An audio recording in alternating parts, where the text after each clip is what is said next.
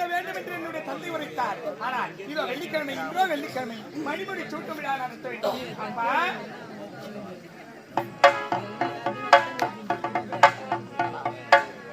திருவாளர் எனது அருமை மைத்துனர் காட்டுக்கரணை அடுத்து இது ராமாபுரம் அடுத்த காட்டுக்கரணை கிராமத்தில் என்னோடு 20-15 வருஷமாக நாடகம் நடித்த என் அன்பு மைத்துனருக்கு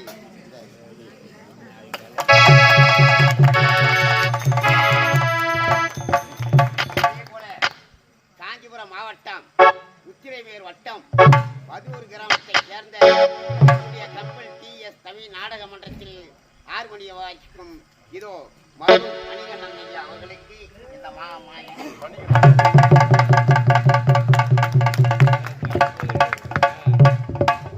கையை அங்கே வச்சுட்டு வேண்டாம்.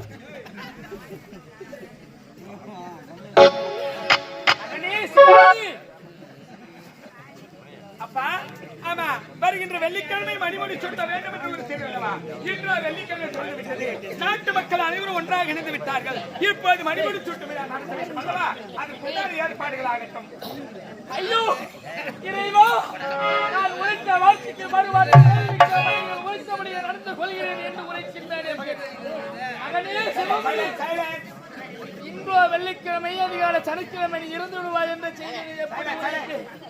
ஆனால் என்னுடைய விதிவசமோ யார் செய்த பாவ செயலோ என் மகனிடத்தில் எடுத்து உரைத்தாக்கத்தானே வேண்டும். மகனே சிவமணி. ஆமா, என்ன இது?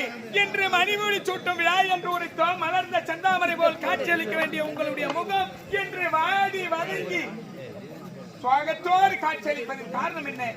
மனதில் என்ன ஏதாவது குறை நிலைகள் இருக்கின்றதா?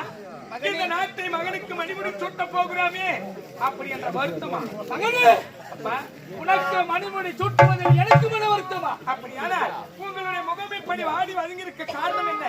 மகனே, உனக்கு எந்த நன்னாளில் மணிமுடி சூட்டி விழா செய்யலாம், எந்த திசையில் சென்றால் உனக்கேற்ற மணமகள் அமைவாள் என்று நமது அரண்மனை ஜோதிடர் அழைத்து கேட்டபோது உனது ஜாதகத்தை அனுப்பி உனது ஜாதகத்தை கையிலே கொடுத்து கேட்டதற்கு அவர் என்ன உரைத்தார் தெரியுமா? என்ன உரைத்தார்? இன்றோ வெள்ளிக்கிழமை, நாளை சனிக்கிழமை. சனிக்கிழமை காலை 8:45 மணி அளவில் கட்டாயம்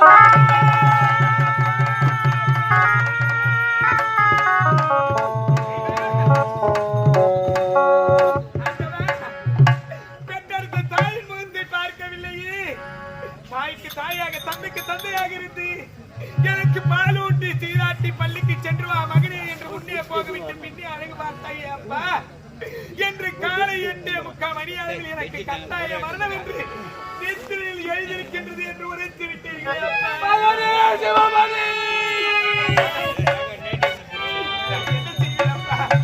நான் எப்படி உங்களுடைய முகத்தை பார்க்க போகிறேன்? அப்பா நடக்கும் என்றால்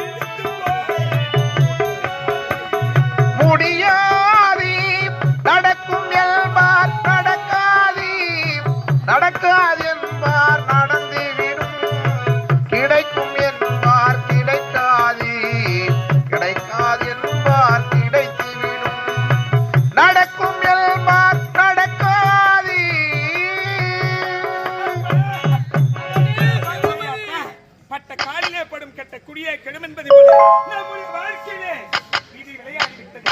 என்ன செய்வது? சின்னஞ்சிறு வயதிலே நான் பிறந்த பொழுது என்னுடைய தாய் இறந்து விட்டார்கள். அப்பொழுது நானும் இறந்திருக்க கூடாதா?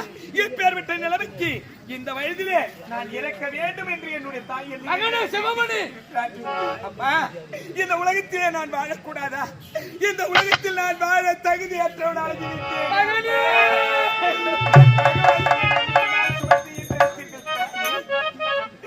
மகனின் நிலைமையை பாருங்கள் அம்மா.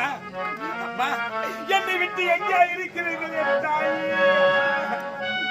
அம்மா, 300 நாள் சுமந்து என்னை மூச்சடக்கி பெற்றெடுத்து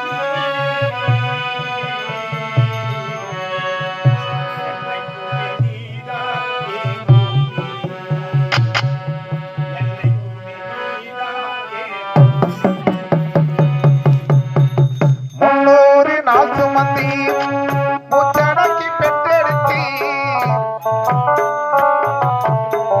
பக்குவமா பக்குவமா பெற்றெடுத்து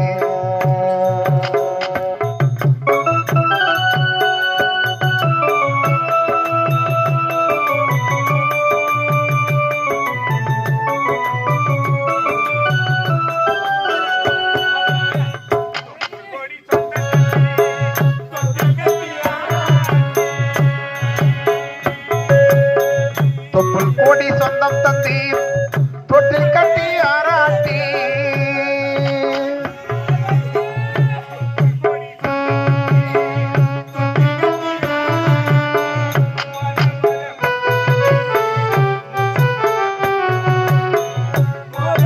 முத்தமிட்டி மூச்சு காத்த பங்கு போட்டு யாரி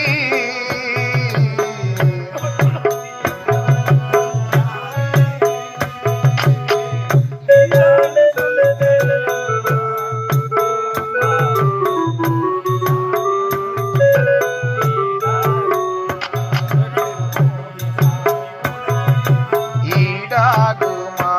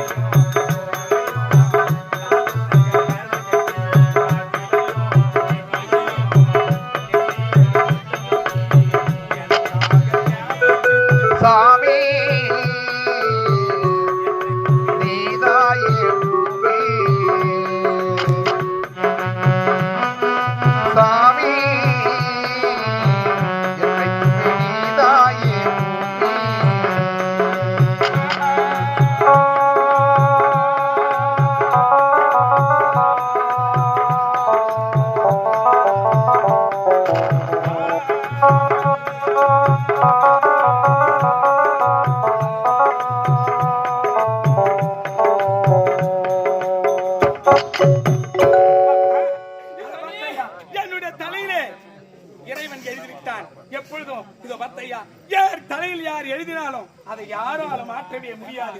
இறைவன் என்ன எழுதினாலும் அதன்படி நடக்கத்தான் போகிறது. நான் இருந்தாலும் பரவாயில்லை, இந்த நாட்டை நீங்கள் சீரும் சிறப்போடு ஆட்சி செய்தால் அது எனக்கு போதும். மகனே சிவமணி, அப்பா, இனியை மதியால் வெல்லலாம் என்று சான்றோரின் வாக்கி.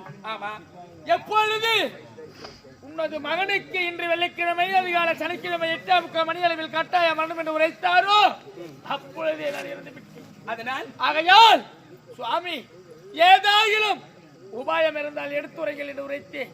உரைத்ததற்கு அதற்கு என்ன உரைத்தார் தெரியுமா? என்ன உரைத்தார்? பறந்து விருந்து இருக்கின்றதே இந்த மதுராபுரி நாடு. ஆமா, இந்த கடலோர பகுதியிலே பெருத்ததோர் இரும்பு கோட்டை அமைக்க வேண்டும். அமைத்து அந்த இரும்பு கோட்டை சுற்றிலும் அக்னி சுவாலை வீசிக்கொண்டே இருக்க வேண்டும்.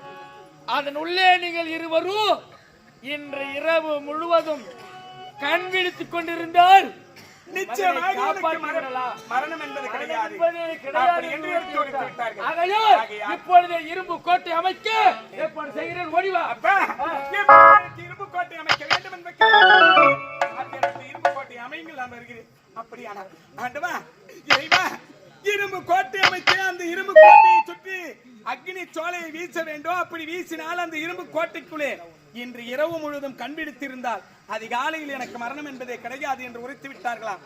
ஆகையால் இதோ பத்தையா, ஒருவர் உரைத்த வார்த்தையை மாற்றி உரைக்க யாராலும் முடியவே முடியாது. அப்படி முடிந்தாலும் உயிர் என்பது என்று இருந்தால் காலை இந்த சூரியன் உதயமாகும் போது என்னுடைய உயிர் இருந்தால் இந்த நாட்டு மக்களை நான் பார்ப்பேன். அப்படி மாண்டு மடிந்து விட்டால் இந்த நாட்டை யார் பார்ப்பார்களோ? அம்மா, இதோ மரண கோட்டைக்கு செல்கிறேன். அம்மா, என்னை நீங்கள் காப்பாற்ற வேண்டும் தாயி. அம்மா, அந்தவா இருங்க. சிம்மாட்டு தலைமையிலே